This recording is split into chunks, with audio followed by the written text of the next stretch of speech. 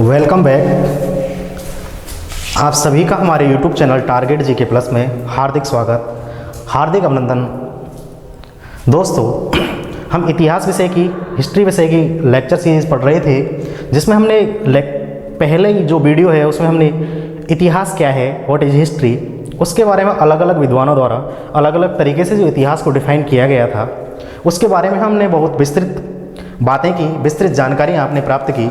और दोस्तों, अगर आप इस वीडियो को पहली बार देख रहे हैं तो आप हमारे चैनल टारगेट जीके प्लस की प्लेलिस्ट हिस्ट्री में जाकर के और जो पहला जो लेक्चर हमारा डला हुआ है आप उसको ज़रूर देखें, जिससे आपका पढ़ने का जो सीक्वेंस है वो रेगुलर हो जाएगा। और दोस्तों, आज बड़ा ही इम्पोर्टेंट टॉपिक लेकर के मैं आपके सामने आया हूँ। दोस्तों, हम सब जानते हैं कि इतिहास विषय शायद ही ऐसी कोई प्रतियोगी परीक्षा है जिससे इतिहास विषय अछूता रहा है। मेरा कहने का मतलब ये है कि इतिहास विषय के खूब प्रश्न परीक्षाओं में देखने को मिलते हैं। तो दोस्तों, आज हम इतिहास विषय के एक इम्पोर्टेंट टॉपिक की बात करते हैं, जो निश्चित रूप से REET, Patwar, Rajasthan police, Rajasthan high court clerk, SSC, railways, bank, NTPC, even that civil services के लिए भी ये लेक्चर वीडियो अच्छा सिद्ध होगा और निश्चित रूप से परीक्षा के लिए बेनिफिशियल होगा। और दोस्तों, आज जो टॉपिक है वो टॉपिक है origin of the name of our country. Origin of the name of our country, it means हमारे देश का नामकरण, हमारे देश का नामकरण। दोस्तों, आज हम विस्तृत जानकारी प्राप्त करेंगे हमारे देश के नामकरण के बारे में। दोस्तों, हम सब जानते हैं कि अलग अलग स्रोतों के आधार पर हमें पता चला है, अलग अलग समय पर हमारे देश को अलग अलग नामों से जाना गया। तो दोस्तों, वो कौन कौन से नाम हैं जिनको अलग अलग स्रोतों के आधार पर हमें जानकारी मिली है कि उस समय हमारे देश को ये नाम से जाना गया, उस समय हमारे देश को ये नाम से जाना गया, इस सारे के सारे नामों पर हम डिस्कस करेंगे। अब दोस्तों, इससे पहले हम सब जानते हैं कि the largest continent of world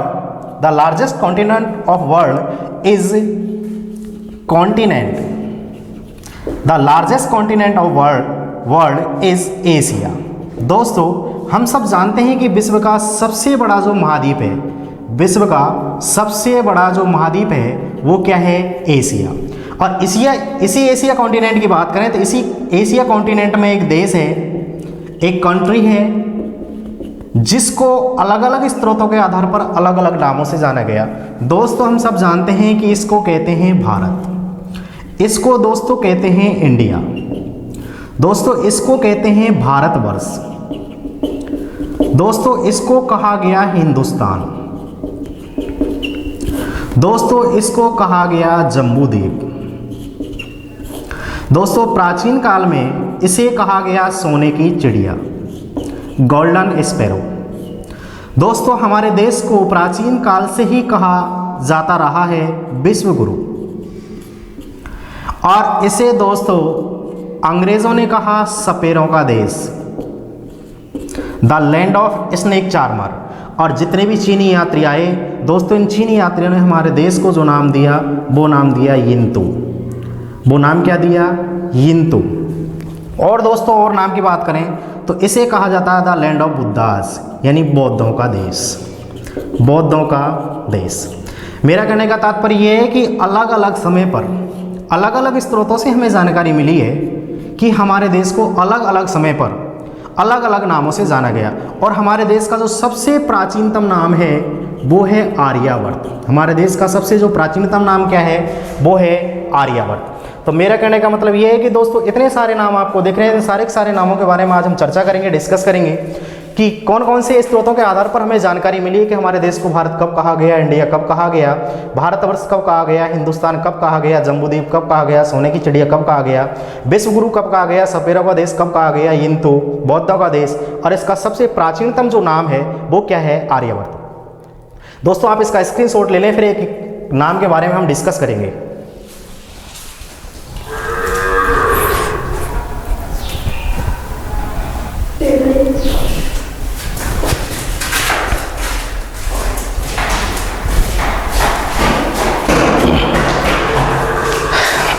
दोस्तों आज हम बात कर रहे हैं origin of the name of our country.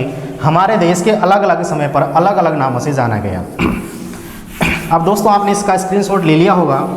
अब दोस्तों हम बात करते हैं, सबसे पहले हम बात करते हैं हमारे कॉन्स्टिट्यूशन की, हमारे संविधान की। सबसे पहले हम बात करते हैं हमारे कॉन्स्टिट्यूशन की कि हमारे देश के संविधान में हमारे देश को किन किन नामों से जाना गया। तो दोस्तों आपको याद रखना है कि हमारे देश के ही संविधान में हमारे देश को कुल 2 नामों से जाना गया। एक नाम है भारत और दूसरा नाम है इंडिया। दूसरा नाम क्या है? इंडिया। दोस्तों संविधान निर्माताओं ने हमारा देश का पूरा कॉन्स्टिट्यूशन लिख दिया, लेकिन इतने नाम होने के बावजूद भी हमारे देश के संविधान में हमारे देश के कुल कितने नाम हैं? एक नाम है भारत और एक नाम क्या है? इंडिया। अगर संख्यात्मक दृष्टि से पूछें तो आपको बताना है, अगर प्रश्न आ जाए कि हमारे देश के हमारे ही संविधान में कुल कितने नामों से जाना गया, तो आपको आंसर देना है 2। अगर उन 2 नामों की चर्चा करें तो पहला नाम क्या है? भारत और दूसरा नाम क्या है? इंडिया। देखो RS प्री परीक्षा में पूछा गया प्रश्न है कि निम्नलिखित में से कौन सा युग्म सही है जो हमारे देश के संविधान में हमारे देश को नाम से जाना गया। ऑप्शन नंबर 1 था भारत हिंदुस्तान, ऑप्शन नंबर 2 था इंडिया हिंदुस्तान, ऑप्शन नंबर 3 था भारत सोने की चिड़िया और ऑप्शन नंबर 4 था भारत इंडिया। तो करेक्ट आंसर इज डी, अर्थात भारत और इंडिया पर आपको निशान लगाना है। अर्थात इतने नाम होने के बावजूद भी हमारे देश के कॉन्स्टिट्यूशन में, हमारे देश के संविधान में हमारे देश के कुल नाम कितने मिलते हैं? तो दोस्तों आपको याद रखना है वो नाम मिलते हैं 2। एक नाम है भारत और दूसरा नाम क्या है? इंडिया। तो ये तो हुई हमारे देश के कॉन्स्टिट्यूशन की बात। अब दोस्तों आगे चलते हैं और आगे अलग अलग नामों की चर्चा करते हैं।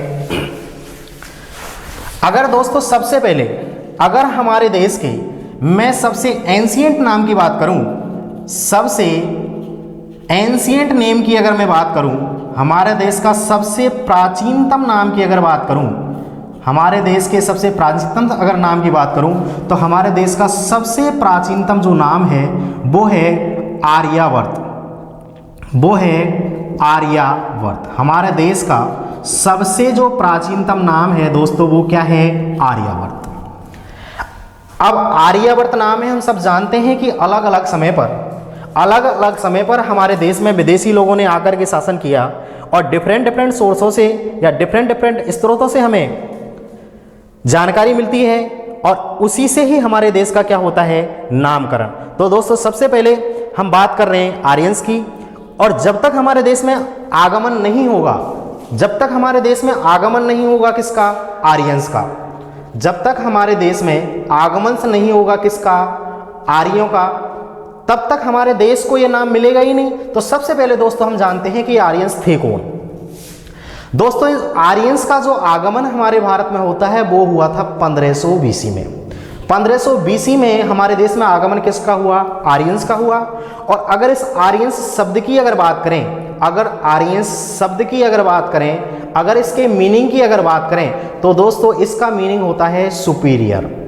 इसका मीनिंग क्या होता है? सुपीरियर। और सुपीरियर का शाब्दिक अर्थ होता है दोस्तों श्रेष्ठ। अर्थात आर्यंस शब्द का जो शाब्दिक अर्थ होता है वो क्या होता है? श्रेष्ठ। आर्यंस शब्द का जो शाब्दिक अर्थ होता है वो क्या होता है? श्रेष्ठ।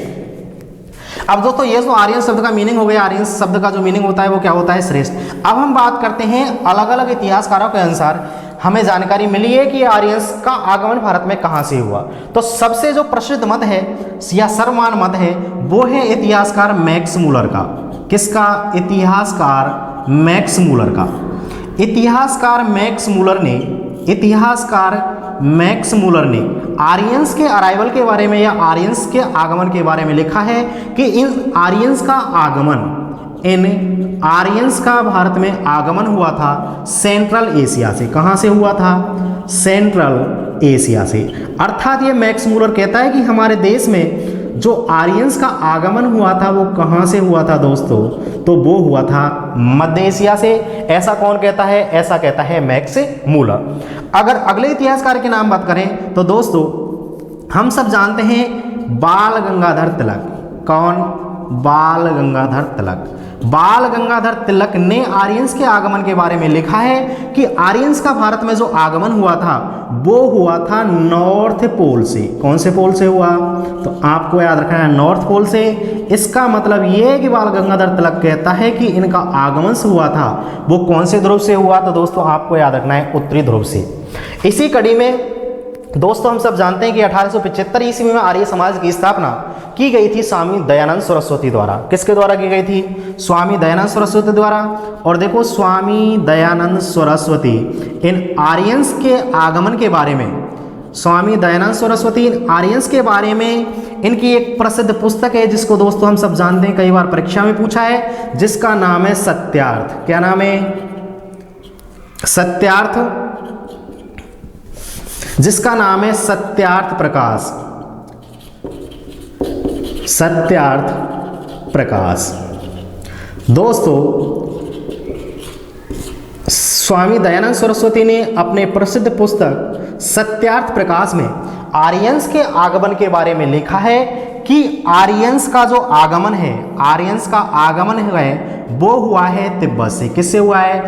तिब्बत से हुआ है। किससे हुआ है? तिब्बत से।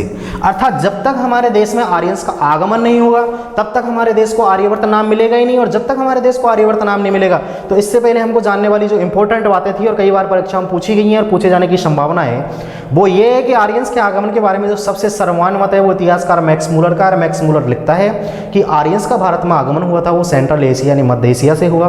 वहीं बाल गंगाधर तिलक जी लिखते हैं कि इनका आर्यंस का आगमन नॉर्थ पोल यानी उत्तरी ध्रुव से हुआ। वहीं स्वामी दयानंद सरस्वती आर्यंस के आगमन के बारे में लिखते हैं कि इनका आगमन हुआ तिब्बत से। और किस समय लिखा है? तो इसकी जानकारी हमें कौन सी पुस्तक से मिलती है? सत्यार्थ प्रकाश से। और सत्यार्थ प्रकाश की रचना किसके द्वारा की गई थी दोस्तों? तो सत्यार्थ प्रकाश की जो रचना है वो स्वामी दयानंद सरस्वती द्वारा की गई थी। अब ये तो बात हो गई आर्यंस की। और जब हमारे देश में आगमन हो गया, अराइवल हो गया किसका? आर्यंस का, तो अब हमारे देश को नाम क्या मिलेगा? आर्यंस। अब दोस्तों इससे पहले एक समझने वाली बात यह है, देखो हम सब जानते हैं कि हमारे देश के नीचे से आकृति कैसी है? बी जैसी है। अब हमारे देश में विदेशी जातियों को जो प्रवेश करने का जो रास्ता हुआ करता था वो एक ही रास्ता हुआ करता था, ये उत्तर पश्चिम भारत की जो दिशा है, यहीं से विदेशी जातियां ने भारत में आकर के क्या किया? प्रवेश किया। इसके पीछे सबसे बड़ा कारण हम सब जानते हैं कि इधर गुजरात है और गुजरात के इस वाले बेल्ट में है अरेबियन सी। क्या है? अरेबियन सी। इधर क्या है? अरेबियन सी, यानी इधर है अरब सागर। इसका मतलब है कि इधर पानी पानी, इधर से कोई विदेशी जाति आकर के प्रवेश कर ही नहीं सकती। अगर दक्षिण की बात करें तो दोस्तों इधर है हिंद ओशियन। क्या है? हिंद ओशियन। अर्थात इधर क्या है? हिंद महासागर। हिंद महासागर इसका मतलब पानी पानी है। इधर से भी प्रवेश करने का कोई मार्ग नहीं हुआ करता था। और दोस्तों अगर इस पूर्व दिशा की बात करें तो दोस्तों इधर है बे ऑफ बंगाल। इधर क्या है? Bay of Bengal. Bay of Bengal अर्थात इधर है बंगाल की खाड़ी। इधर क्या है? बंगाल की खाड़ी। और इधर ऊपर की अगर बात करें दोस्तों, इधर की बात करें तो हम सब जानते हैं इधर कौन सा पर्वत है? हिमालय पर्वत। हिमालय पर्वत भी उत्तर दिशा में हमारे देश की क्या करता है? रक्षा करता है और हमेशा करता रहेगा। तो दोस्तों हमारे भारत का नक्शे से देखने से स्पष्ट जाहिर होता है कि भारत के साइड में अरेबियन सी है, अरब सागर है, इधर हिंद महासागर है, हिंद ओशियन है, इधर वे बंगाल है। तो इधर तीनों के तीनों रास्ते क्या हैं? ब्लॉक हैं। इधर से कोई व्यक्ति प्रवेश कर ही नहीं सकता, कोई जाति प्रवेश कर ही नहीं सकती। और उत्तर में हमारा हिमालय पर्वत हमारी क्या करता है? रक्षा करता है। तो दोस्तों हमारे देश में प्रवेश करने का जो एक ही मार्ग हुआ करता था ये वाला उत्तर और उत्तर पश्चिम दिशा। और इसी उत्तर और उत्तर पश्चिम दिशा से हमारे देश में प्रवेश किया किसने? आर्यंस ने। और जब हमारे देश में इस वाले हिस्से में उत्तर पश्चिम दिशा में जब इनका प्रवेश हुआ तो हमारे देश को या इस प्रदेश पर जब इन्होंने अधिकार कर लिया उत्तर पश्चिम वाले प्रदेश पर, तो इसको एक नाम मिला और वो नाम है सप्त सेंधव। क्या है? सप्त सेंधव। अर्थात इस प्रदेश को क्या कहा गया? सप्त सेंधव कहा गया। कौन से प्रदेश को? इस प्रदेश को। आर्यंस ने जब हमारे उत्तर और उत्तर पश्चिमी दिशा वाले इस प्रदेश पर जब अधिकार कर लिया तो इस प्रदेश को क्या कहा गया? सप्त सेंधव। लेकिन दोस्तों धीरे धीरे करके और इन आर्यंस ने हमारे इस पूर्व वाले हिस्से में भी क्या कर लिया? अधिकार कर लिया। जब हमारे पूर्व वाले हिस्से में अधिकार कर लिया दोस्तों, आप इसका स्क्रीनशॉट लेना चाहें तो आप इसका स्क्रीनशॉट ले लें।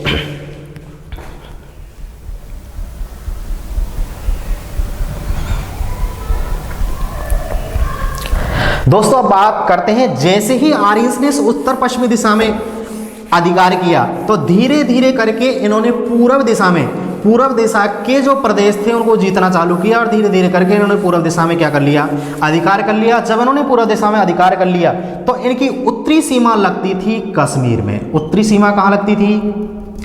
उत्तरी सीमा लगती थी कश्मीर में। उत्तर में कश्मीर से लगा करके और दक्षिण में बात करें तो दोस्तों दक्षिण में लगती थी नॉर्थन राजपूताना तक। कहाँ तक लगती थी? दक्षिण में लगती थी उत्तरी राजस्थान तक। कहाँ तक लगती थी? उत्तरी राजस्थान तक लगती थी। दोस्तों इनकी उत्तर में तो सीमा लगती थी कश्मीर तक, कश्मीर से उत्तर में तो सीमा कहाँ से लगती थी? कश्मीर से। और ये कश्मीर से लगा करके नॉर्थन राजपूताना तक यानी उत्तरी राजस्थान तक, तथा अदर पश्चिम में बात करें तो इनकी पश्चिम में सीमा लगती थी अफगानिस्तान तक। कहाँ तक लगती थी? अफगानिस्तान तक।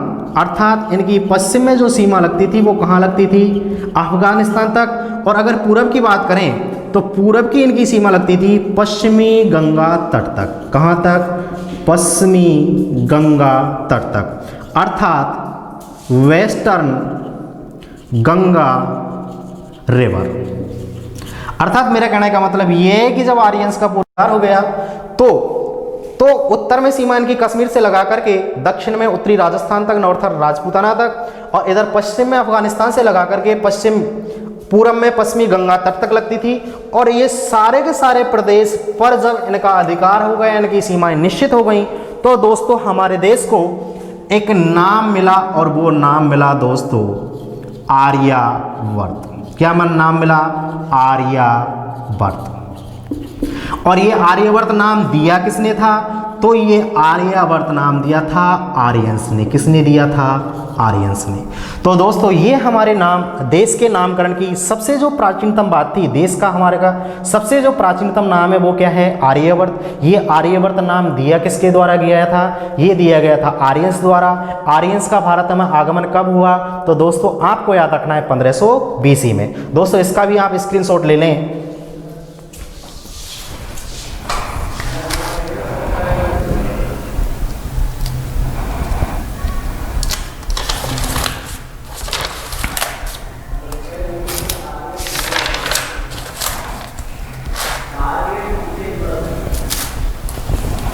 दोस्तों अगले नाम की बात करते हैं। दोस्तों अगले नाम पर अब हम चर्चा करते हैं। दोस्तों जब तक हमें सिंधु घाटी सभ्यता, इंडस वैली सिविलाइजेशन की जानकारी नहीं थी, तब तक दोस्तों हम यही मानते रहे कि हमारे देश में सभ्यताओं का विकास या सिविलाइजेशन का जो डेवलपमेंट किया गया था वो किसके द्वारा किया गया था? आर्यंस के द्वारा। लेकिन दोस्तों जब हमें इंडस वैली सिविलाइजेशन की जानकारी हो गई, जब हमें सिंधु घाटी सभ्यता के बारे में जानकारी हो गई, तो हमें पता चला कि आर्यंस के आगमन से पहले भी भारत में सभ्यताएं थी। आर्यंस के आगमन से पहले भी भारत में सभ्यताओं का विकास हो चुका था। अब दोस्तों आर्यंस के आगमन के बाद में अगर बात करें तो एक पीरियड शुरू होता है जिसको कहते हैं वैदिक युग। कौन सा युग? वैदिक युग। इसको दोस्तों कहते हैं वैदिक पीरियड। इसको कहते हैं वैदिक पीरियड। और हम सब जानते हैं कि 1500 BC से लगा करके और 600 BC तक का जो टाइम पीरियड था, 1500 BC से लगा करके 600 BC तक का जो टाइम पीरियड था, इसे कहा गया है इतिहास में वैदिक युग। क्या कहा गया है? वैदिक युग। इसी वैदिक युग में हम सब जानते हैं कि 4 वेदों की रचना हुई, ऋग्वेद, यजुर्वेद, अथर्ववेद और सामवेद। आगे जैसे ही हम एंशिएंट इंडिया का इतिहास जब हम पढ़ेंगे तो उस समय हम विस्तृत चर्चा करेंगे वैदिक युग के बारे में कि इसमें कौन कौन से वेदों की रचना हुई, पुराण, उपपुराण, वेदांग, सारी की सारी चीज़ों की चर्चा करेंगे। लेकिन दोस्तों आपको यहाँ याद रखना है कि वैदिक युग वैदिक पीरियड है, वो 1500 BC से लगा करके 600 BC तक का टाइम पीरियड है। और दोस्तों इसी 1500 BC से लगा करके 600 BC पीरियड तक को और डिवाइड करें तो दोस्तों 1000 BC से लगा करके 600 BC तक का जो टाइम पीरियड है उसे कहा गया पोस्ट वैदिक युग। कौन सा युग? पोस्ट वैदिक पीरियड। अर्थात इसको कहा गया उत्तर वैदिक काल। कौन सा काल? उत्तर वैदिक काल। और उत्तर वैदिक काल तक आपको पहुंचाने के पीछे दोस्तों मेरा उद्देश्य यह है कि हम सब जानते हैं कि उत्तर वैदिक काल में ही हमारे देश में विश्व के सबसे 2 बड़े एपिक्स का मतलब महाकाव्यों की रचना हुई। महाकाव्यों की क्या हुई? रचना हुई, जिनमें एक का नाम है रामायण। क्या नाम है? रामायण। और दूसरे का नाम है महाभारत। दोस्तों उत्तर वैदिक काल में ही विश्व के 2 बड़े महाकाव्यों की रचना हुई। एक का नाम है रामायण और दूसरे का नाम क्या है? महाभारत। हम सब जानते हैं कि रामायण की रचना महर्षि वाल्मीकि द्वारा की गई थी, जबकि रामचरितमानस की रचना मध्यकाल में संत तुलसीदास द्वारा की गई थी। और हम सब जानते हैं कि महाभारत की रचना किसके द्वारा की गई थी? वेदव्यास के द्वारा। और जब महाभारत की रचना हो गई थी, तो इसी महाभारत से हमें जानकारी मिलती है, इसी महाभारत से हमारे देश के एक नामकरण की और जानकारी मिलती है, और वो नाम है दोस्तों भारतवर्ष। क्या नाम है? भारतवर्ष। इसकी जानकारी कहाँ से मिलती है हमें? इसकी जानकारी हमें मिलती है महाभारत से मिलती है। किससे मिलती है? महाभारत से मिलती है। और महाभारत से हमारे देश को जो नाम मिला वो मिला है भारतवर्ष। क्या नाम मिला है? भारतवर्ष।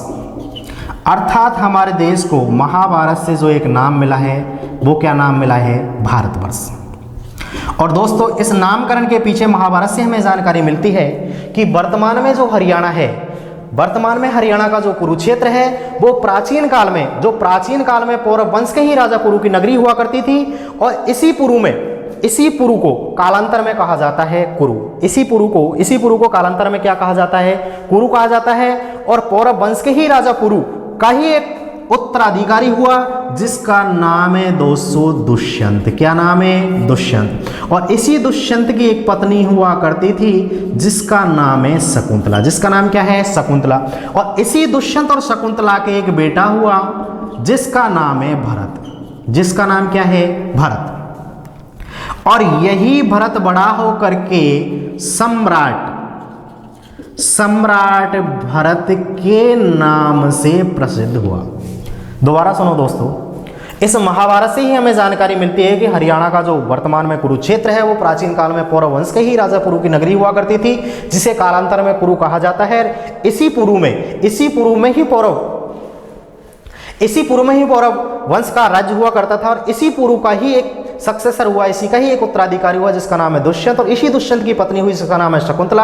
और इसी दुष्यंत और शकुंतला का एक बेटा हुआ, जिसका नाम क्या है? भरत। और यही भरत बड़ा होकर के सम्राट भरत के नाम से प्रसिद्ध हुआ। और इसी भरत के नाम से ही हमारे देश को नाम क्या मिला? भारतवर्ष। तो बिल्कुल सिंपल बात है, भारतवर्ष नाम कहाँ से मिला? महाभारत से मिला। ये महाभारत से जो हमें भारतवर्ष नाम मिला है, किसके नाम से मिला? तो हम सब जानते हैं कि दुष्यंत और शकुंतला के ही बेटे भरत के नाम से ही हमारे देश का नामकरण क्या हुआ? भारतवर्ष। लेकिन दोस्तों यहाँ आकर के कंट्रोवर्सी है, और वो कंट्रोवर्सी ये है कि अगर हम बात करें जैन मान्यताओं की, किसकी बात करें? जैन मान्यताओं की। अगर हम जैन मान्यताओं की बात करें, या अगर हम बात करें जैन मैथोलॉजी की, किसकी? जैन मैथोलॉजी की बात करें, जैन मान्यताओं की बात करें, तो दोस्तों हम सब जानते हैं कि जैन धर्म के प्रथम तीर्थंकर, जैन धर्म के ही प्रथम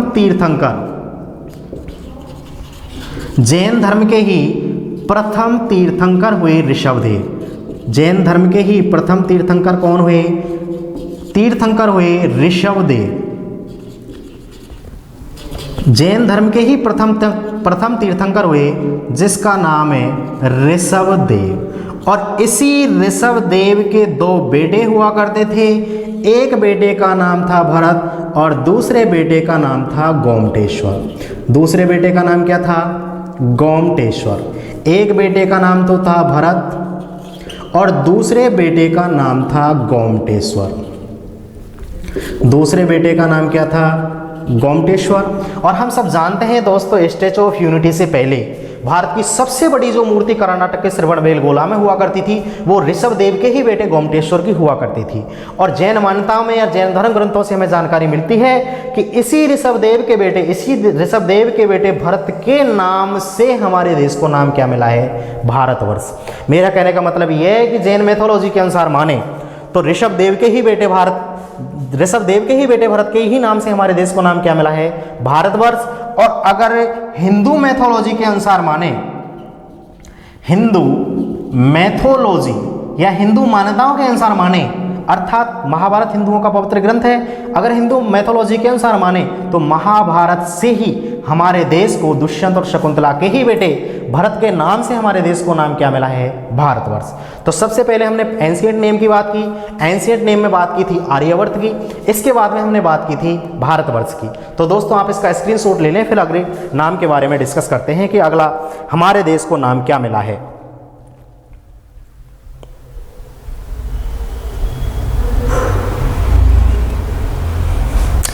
आई थिंक दोस्तों आपने इसका स्क्रीनशॉट ले लिया होगा। अब दोस्तों अगले नाम की बात करें तो अगला नाम है हमारे देश का हिंदुस्तान। अगला नाम जो है वो अगला नाम क्या है हमारा, दोस्तों अगले नामकरण की हम हमारे देश की बात करते हैं। अगला नाम है हमारे देश का जो मिला है वो मिला है हिंदुस्तान। वो क्या मिला है, हिंदुस्तान। क्या मिला है, हिंदुस्तान। अब दोस्तों हिंदुस्तान नाम की अगर बात करें तो हिंदुस्तान नाम को जानने से पहले आपको जानना है हमारे देश में पहला जो विदेशी आक्रमण हुआ, पहला क्या हुआ, विदेशी आक्रमण। विदेशी आक्रमण अर्थात पहला जो फॉरेन इन्वेजन हुआ, फॉरेन इन्वेजन हुआ वो हुआ था ईरानियों लोगों द्वारा। किसके द्वारा किया गया था, आपको याद रखना है ये जो आक्रमण है वो किया गया था पर्शियंस लोगों द्वारा। किसके द्वारा, पर्शियंस लोगों द्वारा किया गया था। हमारे देश में पहला जो विदेशी आक्रमण है वो किसके द्वारा किया गया था, तो वो ईरानियों द्वारा किया गया था, पर्शियंस द्वारा किया गया था। और दोस्तों हम सब जानते हैं कि इसी पर्शिया में ही एक वंश चलता था जिसका नाम है हकामनी वंश। जिसका नाम क्या है, हकामनी वंश। और इसी हकामनी वंश में ही एक रूलर रूल किया करता था, एक शासक रूल किया करता था जिसका नाम है साइरस। जिसका नाम क्या है, साइरस फर्स्ट, जिसको कहते हैं दोस्तों साइरस, साइरस प्रथम, जिसको दोस्तों क्या कहते हैं, साइरस प्रथम। इसी साइरस प्रथम का बेटा हुआ जिसका नाम है डेरियस। जिसका नाम क्या है, डेरियस प्रथम, जिसको दारा प्रथम के नाम से भी जानते हैं। जिसको किसके नाम से जानते हैं, जिसको जानते हैं दोस्तों हम दारा प्रथम के नाम से। किसके नाम से जानते हैं, दारा प्रथम के नाम से जानते हैं। और इसी दारा प्रथम ने 518 बीसी में, इसी दारा प्रथम ने 518 बीसी में इन्वेजन किया या आक्रमण किया था हमारे देश भारत पर। किसने आक्रमण किया था, दारा प्रथम ने किया था। कहाँ का था, ईरानी था। अर्थात ईरानियों द्वारा हमारे देश पर जो प्रथम आक्रमण किया गया था वो कब किया गया था, 518 बीसी में किया गया था। और दोस्तों जब हमारे देश में आक्रमण किया, जब इनका हमारे देश पर अधिकार हो गया, तो दोस्तों हम सब जानते हैं कि पर्शियंस द्वारा जो बोली, पर्शिया में जो बोली जाने वाली भाषा है वो पर्शियंस लैंग्वेज है। यह इसको कहते हैं फारसी भाषा। कौन सी भाषा, फारसी भाषा। और दोस्तों फारसी भाषा में से का प्रोनाउंसिएशन नहीं होता, फारसी भाषा में से का उच्चारण नहीं होता। तो फारसी भाषा में जब से का उच्चारण नहीं होता तो इन्होंने हमारी देश में जो सिंधु नदी बहती है, कौन सी नदी, सिंधु रिवर। दोस्तों इन्होंने ही सिंधु रिवर को कहा इंदु। क्या कहा, इंदु रिवर कहा। इन्होंने कहा था कि एक नदी है, इंदु नदी है, और उसके पार एक देश है, वो क्या है, हिंदुस्तान। वो क्या है, हिंदुस्तान। इन्हीं ईरानियों द्वारा हमारे देश के बारे में कहा गया था कि सिंधु नदी को इंदु नदी कहा, और इसी इंदु नदी के पार एक देश है जिसको कहा गया हिंदुस्तान। और यही हिंदुस्तान धीरे धीरे मॉडिफाई होकर के क्या कहलाने लगा दोस्तों, वर्तमान में क्या कहा जाने लगा, हिंदुस्तान। इस सारी की सारी घटना की अगर जानकारी की बात करें कि इस बात की हमें जानकारी कहाँ से मिलती है, तो दोस्तों इस बात की जानकारी हमें मिलती है थर्ड सेंचुरीज के जो पर्शियंस इंस्क्रिप्शंस हैं, थर्ड सेंचुरीज के जो पर्शियंस इंस्क्रिप्शंस हैं, इंस्क्रिप्शंस अर्थात तीसरी शताब्दी की, कौन सी शताब्दी के? तीसरी शताब्दी के, तीसरी शताब्दी के फारसी अवलेखों से, तीसरी शताब्दी के फारसी अवलेखों से हमें जानकारी मिलती है, तीसरी शताब्दी के फारसी अवलेखों से हमें जानकारी मिलती है कि हमारे देश को ईरानियों द्वारा क्या नाम दिया गया था? हिंदुस्तान। तो दोस्तों कॉन्क्लूजन रूप में आपको यही याद रखना है कि हमारे देश का जो हिंदुस्तान नाम है वो किसके द्वारा दिया गया है? ईरानियों द्वारा। दोस्तों आप इसका स्क्रीनशॉट ले लें, फिर अगले नाम की बात करते हैं कि हमारे देश का अगला नाम क्या है।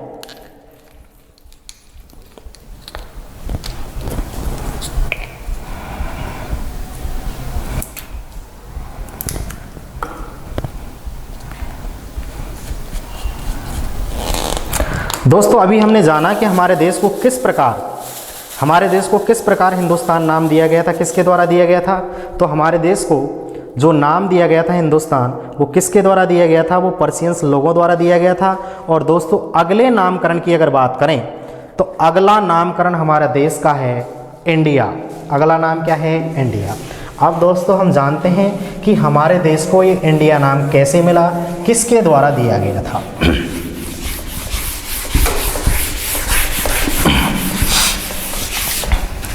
दोस्तों अगले नाम की अगर बात करें तो अगला नाम है हमारे देश का इंडिया। क्या नाम है? इंडिया। अब देखो इंडिया नाम को जानने से पहले हमको जानना होगा कि हमारे देश में सेकंड, कौन सा? सेकंड फॉरिजन इन्वीजन,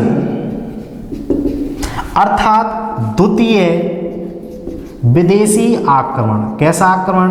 द्वितीय विदेशी आक्रमण किया गया था दोस्तों ग्रीक्स लोगों द्वारा। किसके द्वारा किया गया था?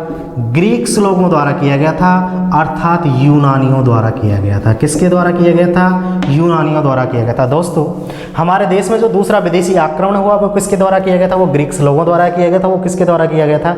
यूनानियों द्वारा। दोस्तों इसके बारे में जब हम सिकंदर महान के बारे में एंशिएंट इंडिया में बात करेंगे तो वहाँ पर विस्तृत चर्चा करेंगे। फिर भी आपकी जानकारी के लिए दोस्तों इस यूनान में ही एक जगह हुआ करती थी जिसको मकदूनिया कहा करते थे। इसी मकदूनिया में ही एक रूलर रूल किया करता था जिसका नाम था फिलिप द्वितीय। जिसका नाम क्या था? फिलिप द्वितीय। और इसी फिलिप द्वितीय का बेटा हुआ जिसका नाम है अलेक्जेंडर, जिसको भारतीय इतिहासकारों ने या फारसी इतिहासकारों ने उसको कहा है सिकंदर द ग्रेट। क्या कहा है? उसको कहा है सिकंदर द ग्रेट। इसको कहा है सिकंदर महान। इसको क्या कहा है? सिकंदर महान। और इसी सिकंदर महान ने 326 बीसी में, इसी सिकंदर महान ने 326 बीसी में आक्रमण किया हमारे देश पर। इसी सिकंदर महान ने 326 बीसी में क्या किया? आक्रमण किया। यह फिलिप द्वितीय का बेटा सिकंदर महान यूनान के ही एक स्थान मकदूनिया से काबुल, कंधार, खैरात, जेड्रोसिया होते हुए कश्मीर पहुंचा और इसने हमारे भारत पर क्या किया? आक्रमण किया। और दोस्तों इन्हीं यूनानियों द्वारा हमारे देश की जो सिंधु रिवर है, कौन सी रिवर है? सिंधु रिवर। इस सिंधु रिवर को कहा इंडस। क्या कहा? इंडस। सिंधु रिवर को क्या कहा? इंडस कहा। और धीरे धीरे यही इंडस मॉडिफाई होकर के क्या बन गया? इंडिया। यही इंडस धीरे धीरे मॉडिफाई होकर के क्या बन गया? इंडिया। तो दोस्तों कॉन्क्लूजन रूप में आपको यही याद रखना है कि इंडिया जो नाम हमारे देश को मिला है वो किसके द्वारा दिया गया है? वो ग्रीक्स लोगों द्वारा दिया गया है। किसके द्वारा दिया गया है? यूनानियों द्वारा दिया गया है। कब दिया गया है दोस्तों? यूनानियों द्वारा दिया गया। और हम सब जानते हैं कि यूनान के ही सिकंदर महान ने 326 बीसी में हमारे भारत पर क्या किया? आक्रमण किया। दोस्तों आप इसका स्क्रीनशॉट ले लें, फिर अगले नाम के बारे में डिस्कस करते हैं।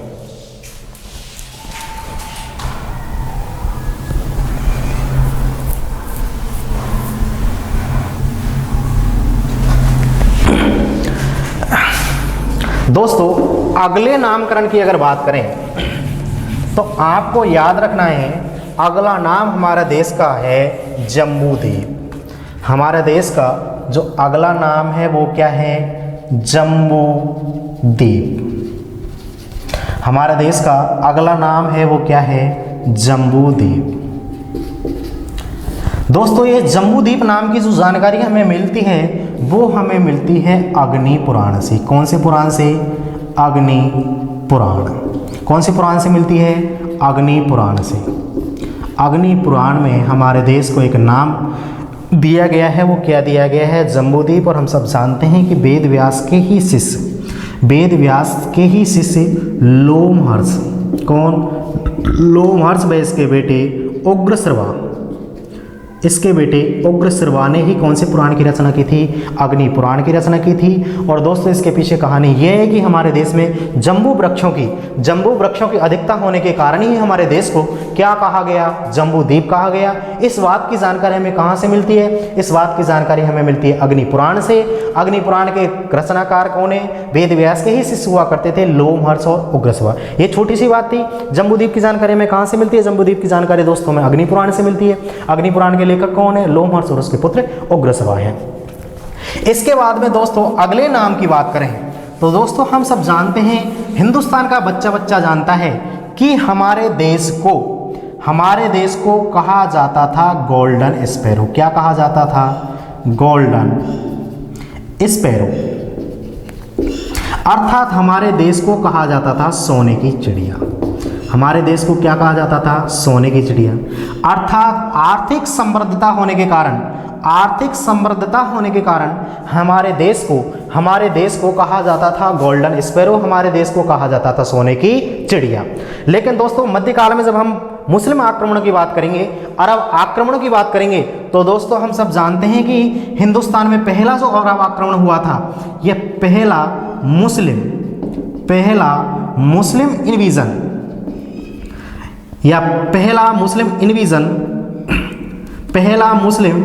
इन्वीजन जो किया गया था वो किया गया था मोहम्मद बिन कासिम द्वारा। किसके द्वारा? मोहम्मद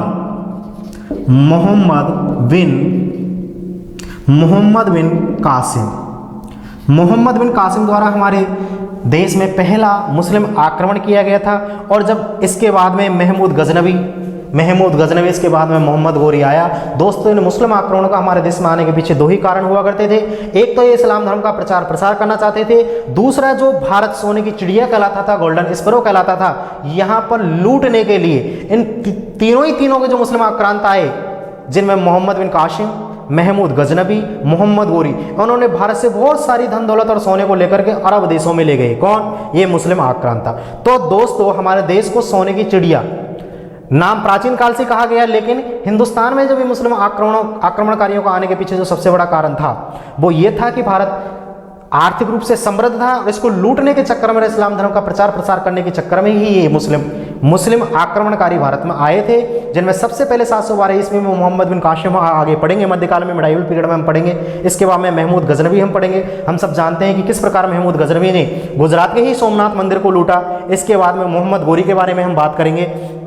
तो दोस्तों हमारे देश को क्या कहा गया? सोने की चिड़िया, गोल्डन स्पैरो कहा गया।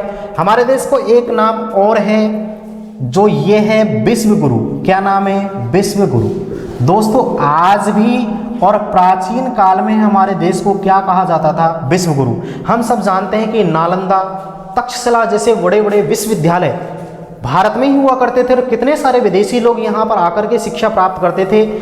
और आगे हम जब पढ़ेंगे हर्षवर्धन को, जब हम पढ़ेंगे पुष्यभूति वंश के ही शासक हर्षवर्धन को पढ़ेंगे, किस प्रकार उसके शासनकाल में चीनी यात्री हेनसांग ने भारत की यात्रा की थी, तो लगभग 6 वर्ष रह करके उसने किस प्रकार नालंदा विश्वविद्यालय में रह करके अध्ययन किया। और उसी ने अपनी पुस्तक सीयूके में लिखा है कि उस समय नालंदा विश्वविद्यालय में लगभग 10,000 विद्यार्थी अलग अलग विषयों का अध्ययन किया करते थे। तो नो डाउट दोस्तों प्राचीन काल में हमारे देश को क्या कहा जाता था? विश्व गुरु। और नो डाउट आज भी हमारे देश को क्या कहा जाता है? विश्व गुरु कहा जाता है। दोस्तों अगले नाम की अगर बात करें तो अगला नाम जो हमें मिला है वो मिला है यिंतु। क्या मिला है? यिंतु। हमारे देश को अगला जो नाम है, नामकरण है, वो क्या है? यिंतु। और दोस्तों ये जो नाम दिया गया है, ये दिया गया है चाइनीज ट्रेवलर द्वारा। किसके द्वारा? चाइनीज ट्रेवलर्स द्वारा, अर्थात चीनी यात्रियों द्वारा। किसके द्वारा दिया गया है? तो आपको याद रखना है ये नाम दिया गया है किसके द्वारा? चाइनीज ट्रेवल्स द्वारा। ये किसके द्वारा गया है? चीनी यात्रियों द्वारा। दोस्तों हम सब जानते हैं कि गुप्ता पीरियड में या गुप्ता डायनेस्टीज में ही चंद्रगुप्त द्वितीय के काल में भारत में सबसे पहले चीनी यात्री आया था 399 ईस्वी में, 399 ईस्वी में आया था, जिसका नाम था फाहियान। जिसका नाम क्या था? फाहियान। फाहियान 399 ईस्वी में भारत में आया और लगभग 16 वर्षों तक यहाँ पर रहा। और यहाँ पर रहने के बाद में जब वो यहाँ से वापस गया तो उन्होंने अपना यात्रा वृत्तांत लिखा और उस समय की तत्कालीन जो समाज की आर्थिक, राजनीतिक, धार्मिक व्यवस्था जो भारत की थी, उस सारी की सारी व्यवस्था का अपने ट्रैवलॉग में वर्णन किया है। किसने? फाहियान ने। इसके बाद में आया था दोस्तों सुंगयुन। कौन आया था? सुंगयुन। लगभग 518 ईस्वी में, लगभग 518 ईस्वी में एक चीनी यात्री आया जिसका नाम क्या है? सुंगयुन। इसके बाद में दोस्तों हम सब जानते हैं कि पुष्पभूति वंश के ही शासक हर्षवर्धन के काल में 606 से लगा करके 647 ईस्वी तक उत्तर भारत का एक महान सम्राट हुआ करता था जिसका नाम है हर्षवर्धन। और इसी हर्षवर्धन के शासनकाल में एक बहुत ही उत्साह और जिज्ञासी प्रवृत्ति का एक चीनी यात्री आया था जिसका नाम है ह्वेनसांग। क्या नाम है? ह्वेनसांग। जिसका नाम है ह्वेनसांग। इसी ह्वेनसांग को युवांगसांग, नीति का पंडित, यात्रियों का राजकुमार आदि उपनामों से जाना जाता है। किसको? ह्वेनसांग को। इतिहासकार कहते हैं कि यह बहुत ही जिज्ञासी और उत्साही प्रवृत्ति का था और यह भारत में आया था 639 ईस्वी में। 639 से लगा करके 644 ईस्वी तक यह भारत में रहा। यहाँ रहकर के इसने नालंदा विश्वविद्यालय में लगभग 6 वर्षों तक अध्ययन किया और यहाँ से जाने के बाद में इसने अपना एक ट्रैवलॉग लिखा, अपना एक यात्रा वृत्तांत लिखा, एक पुस्तक लिखी जिसका नाम है सियुकी। क्या नाम है? सियुकी।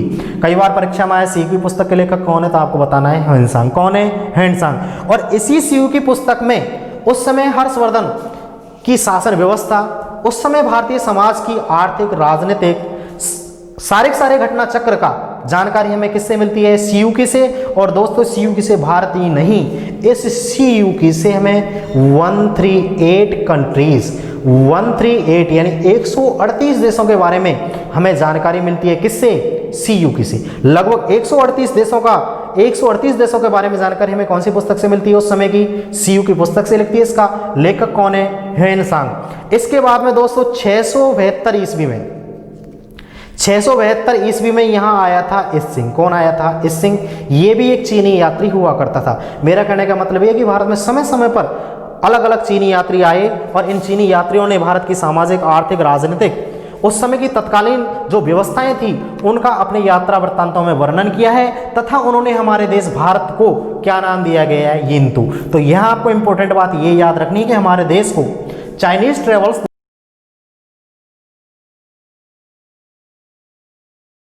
द्वारा जो नाम दिया गया था वो क्या दिया गया था? यिंतु। दोस्तों आप इसका स्क्रीनशॉट ले लें।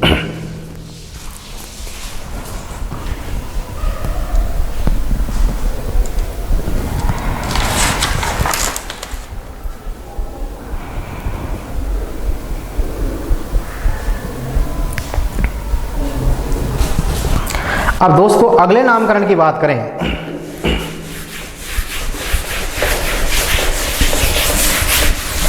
तो हमारे देश को एक नाम और दिया गया और वो दिया गया था the land of snake charmer. The land of snake charmer अर्थात सपेरों का देश। क्या कहा गया? सपेरों का देश। और ये सपेरों का देश नाम हमारे देश को जब मिला जब हमारे देश में आगमन हुआ अंग्रेजों का। किसका आगमन हुआ? अंग्रेजों का।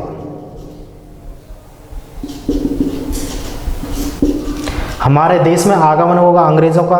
हम आगे मिडाइवल पीरियड में पढ़ेंगे कि किस प्रकार जहांगीर के शासनकाल में अंग्रेज आए और किस प्रकार जहांगीर ने अंग्रेजों को भारत में व्यापार करने की अनुमति दे दी। आगे पढ़ेंगे किस प्रकार फर्रुखसियर ने भारत में अंग्रेजों को बिना किसी टैक्स के ही व्यापार करने की अनुमति दे दी और किस प्रकार वो भारत में यहाँ पर व्यापार करने के उद्देश्य से आए थे, लेकिन धीरे धीरे उन्होंने भारत की राजनीतिक गतिविधियों में हिस्सा लेकर के किस प्रकार भारत पर अधिकार कर लिया। अर्थात उस समय हमारे देश को जो नाम मिला वो मिला था the land of snake charmer. आपको सीधा सीधा याद रखना है the land of snake charmer name किसके द्वारा दिया गया था? तो ये अंग्रेजों के द्वारा दिया गया था। हमारे देश को सपेरों का देश जो कहा गया था वो किसके द्वारा कहा गया था दोस्तों? अंग्रेजों के द्वारा कहा गया था। और दोस्तों अगर हमारे देश के अगले नाम की बात करें तो दोस्तों हमारे देश का अगला जो नाम है वो है द लैंड ऑफ बुद्धास।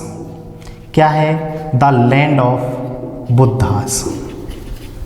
अर्थात हमारे देश को कहा जाता है बौद्धों का देश। क्या कहा जाता है? बौद्धों का देश।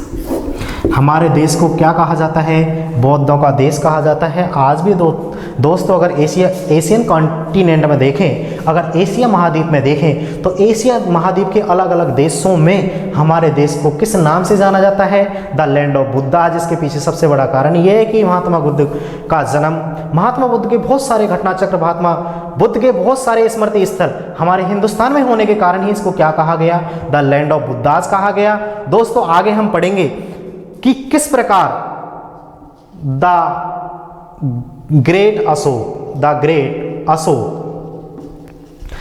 अशोका ने किस प्रकार भारत में या किस प्रकार वह बौद्ध धर्म का अनुयायी बन गया, और इसी द ग्रेट अशोका ने अपने बेटे महेंद्र, क्या नाम था? अपने बेटे महेंद्र तथा अपनी पुत्री, अपनी डॉटर संघमित्रा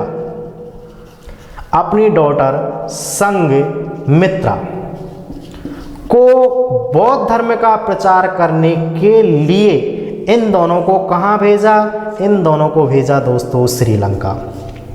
आगे हम पढ़ेंगे कि किस प्रकार कनिष्क ने बौद्ध धर्म का संरक्षण किया। इस प्रकार आगे हम पढ़ेंगे किस प्रकार हर्षवर्धन ने बौद्ध धर्म का संरक्षण किया, बौद्ध धर्म का प्रचार प्रसार किया, और किस प्रकार थोड़ी बहुत जानकारी हमने प्राप्त की थी। चाइनीज ट्रेवल्स यहाँ आए थे, और चाइनीज ट्रेवल्स का आने के पीछे सबसे बड़ा कारण ये था कि ये बौद्ध मतानुयायी हुआ करते थे, और बौद्ध धर्म की जानकारी प्राप्त करने के लिए, बौद्ध धर्म के स्थलों का अध्ययन करने के लिए ही हमारे देश में आया करते थे। तो दोस्तों आप इसका स्क्रीनशॉट ले लें। द लैंड ऑफ बुद्धास, हमारे देश को क्या कहा जाता है? बौद्धों का देश कहा जाता है। हमारे देश को क्या कहा जाता है? बौद्धों का देश कहा जाता है। और हम सब जानते हैं दोस्तों, ऐसी किंवदंतियां हैं कि हमारे देश को दूध दहियों की नदियों वाला देश भी कहा जाता है। क्या कहा जाता है? दूध दहियों की नदियों वाला देश कहा जाता है। इसके पीछे सबसे बड़ा कारण ये है कि हमारे देश में बहुत सारी पशु संपदा हुआ करती थी, घर घर में दूध दही हुआ करता था। इसी कारण प्राचीन काल में हमारे देश को दूध दहियों की नदियों वाला देश भी कहा जाता है। दोस्तों नो डाउट भारत की अतीत बहुत ही वैभवशाली रहा है और वर्तमान भी वैभवशाली है। पृथ्वी पर रोम, यूनान, मिस्र, सुमेरिया आदि संस्कृतियां उदित हुई, अस्त हो गई, लेकिन भारतीय संस्कृति अनवरत चली आ रही है। न जाने कितने विदेशी आक्रमणकारियों ने यहाँ आकर के समय समय पर आकर के आक्रमण किया, अधिकार किया, अपने हिसाब से हमारे देश को मॉडिफाई करने का प्रयास किया। लेकिन दोस्तों भारत एक विविधताओं वाला देश है। भारत विविधताओं वाला देश है। अलग अलग धर्म के धर्मावलंबी यहाँ रहने के बावजूद भी भारत एक है। भारत अखंड भारत है। कैसा भारत है? अखंड भारत है दोस्तों। और हम सब आगे आगे हम एंशिएंट हिस्ट्री जब हम पढ़ेंगे तो दोस्तों हम जानेंगे कि किस प्रकार अथर्ववेद के पृथ्वी सूक्त में ही भारत भूमि को माता के रूप में, भारत भूमि पुत्रो अहम पृथिव्या, वह संपूर्ण विश्व को एक परिवार के रूप में, वसुधैव कुटुंब के रूप में किस प्रकार से जाना गया है। आज भी हमारे देश की संस्कृति सनातन संस्कृति है और इसको वसुधैव कुटुंबकम के नाम से जाना जाता है। तो दोस्तों आज के लेक्चर्स में हमने जाना कि हमारे देश के अलग अलग समय पर डिफरेंट स्रोतों के आधार पर, डिफरेंट सोर्सेस के आधार पर हमारे देश को अलग अलग नामों से जाना गया। दोस्तों रीजनल टाइप में हम बात करते हैं। अगर हम बात करें हमारे देश के कॉन्स्टिट्यूशन की, तो हमारे देश के कॉन्स्टिट्यूशन में दो नाम मिले। एक नाम था भारत और दूसरा नाम क्या था? इंडिया। आगे हमने बात की थी किस प्रकार कि हमारे देश को जो भारतवर्ष नाम मिला, इसके पीछे दो मान्यताएं के बारे में हमने डिस्कस किया। पहली महाभारत से जानकारी मिलती है। दुष्यंत और दुष्यंत की पत्नी शकुंतला से ही बेटे भरत का जन्म हुआ। इसी भरत के नाम से हमारे देश का नाम क्या पड़ा? भारतवर्ष। लेकिन यह एक कॉन्ट्रोवर्सी है। जो जैन मान्यताओं की बात करें तो जैन धर्म के प्रथम तीर्थंकर ऋषभदेव के ही बेटे भरत के नाम से हमारे देश का नाम क्या पड़ा? भारतवर्ष। आगे हमने बात की थी कि किस प्रकार हमारे देश को हिंदुस्तान नाम दिया गया था पर्शियंस द्वारा। किसके द्वारा दिया गया था? पर्शियंस द्वारा, ईरानियों द्वारा हमारे देश को नाम क्या दिया गया था? हिंदुस्तान। और हमारे देश को जो नाम इंडिया दिया गया था वो ग्रीक्स लोगों द्वारा दिया गया था, यूनानियों द्वारा दिया गया था। हमारे देश को सोने की चिड़िया प्राचीन काल में ही कहा गया था। यिंतु जो नाम दिया गया था वो चाइनीज ट्रेवलर्स द्वारा हमारे देश को क्या नाम दिया गया था? यिंतु नाम दिया गया था। तो दोस्तों आज इस लेक्चर में हमने जाना origin of the name of our country, यानी हमारे देश को अलग अलग समय पर अलग अलग स्रोतों के आधार पर अलग अलग नामों से जाना गया। दोस्तों इस वीडियोस को देखने के लिए धन्यवाद। मिलते हैं अगली वीडियो में अगले टॉपिक के साथ में। थैंक यू, नमस्कार, जय हिंद साथियों।